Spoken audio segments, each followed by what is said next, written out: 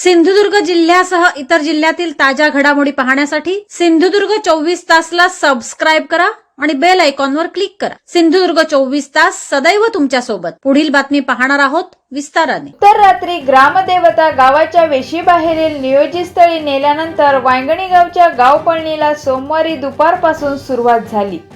मिळेल त्या वाहनाने तर काही जण गुराढोरांसह आपल्या घरदार बंद करून घराला माडाच्या झावळांचे झाप बांधून वांगणी गावच्या वेशीबाहेर पळून जात होते। दुपारी 3 नंतर सुमारे 1,5-2 हजार लोकवस्तीचे नेहमी गजबजलेले वांगणी गाव संपूर्णपणे निर्मनुष्य झाले। आता 3 दिवस आणि 3 रात्री गजबज वाढणार आहे ती वांगणी गावच्या वेशीबाहेर। श्रीदेव रवळनाथाच्या हुकमावरून दर 3 वर्षांनी वांगणी गावची ही अनोळखी देवपळण व गावपळण ही परंपरा पाळली जात आहे। आम्ही हे 3 साली मर्यादा म्हणतो आम्ही, म्हणजे देवपळण आणि गावपळण दोन्ही एकत्र। हे रात्री आम्ही आज रात्री 3 वाजता इथे आलो। 3 वाजता आता 3 दिवस 3 रात्री आमचं मुक्काम इथेच असणार। गाव पुन्हा आता साधारणतः 3 वाजेपर्यंत पूर्ण गाव रिकामं होतं। पूर्ण म्हणजे पूर्ण टोटल कोणच राहणार नाही। आणि ते 3 रात्री 3 दिवस आम्ही देवाबरोबरच असणार इथे। आता हा जो जुना तुमचा इकडचा हे आहे, म्हणजे पूर्वीपार इकडे देव आणि तुम्ही एकत्र राहता। आता इकडे कुठच्या वाड्या राहतात सगळ्या? मळेवाडी, भंडारवाडी, गाडवाडी, पाटवाडी, देऊळवाडी, सडियेवाडी, खांबलवाडी, अमरेवाडी, सगळे पूर्ण जेवढे गावात वाडी आहेत त्या सगळ्या 12 वाड्यांच्या गावात सगळे लोक ते असतात देवांबरोबर। गाव भरणार। 3 रात्री 3 दिवस झाल्यानंतर आम्ही देवाला कौल लावणार। त्याच्यानंतर कौल लावल्यानंतर देव सांगेल कौल इथेच घेणार। 3 दिवस 3 रात्री झाले की इथेच कौल घेणार आणि त्यानंतर मग देव सांगेल त्याप्रमाणे पुढची असतात किंवा आम्ही इथेच असतो। सगळेजण इथेच असतात याच्या खाली। आता प्रत्येकजण जे गावातून येतात ते स्वतःचं म्हणजे अशी घरं घेतात।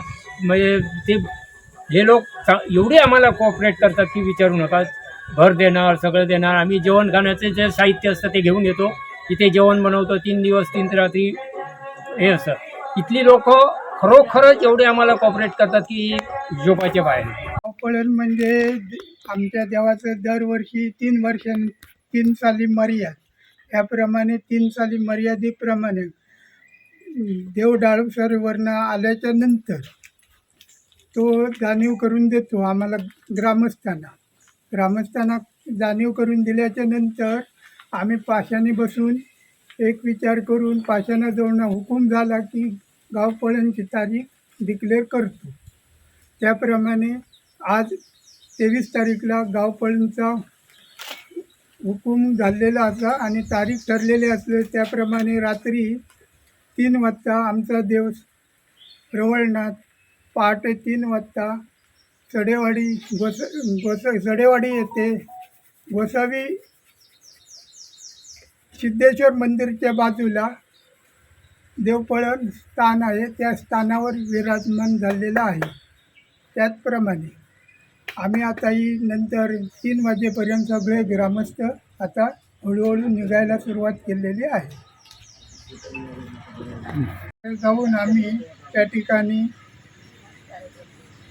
रात्रीचा कार्यक्रम म्हणजे आपल्या मनोरंजनासाठी लहान मुलांच्या किंवा इतर महिला वर्ग असतात त्या महिला वर्गांना आम्ही एक कार्यक्रम आयोजित केलेला असतो आणि तो कार्यक्रम खेळीमेळीच्या वातावरणात पार पाडतो।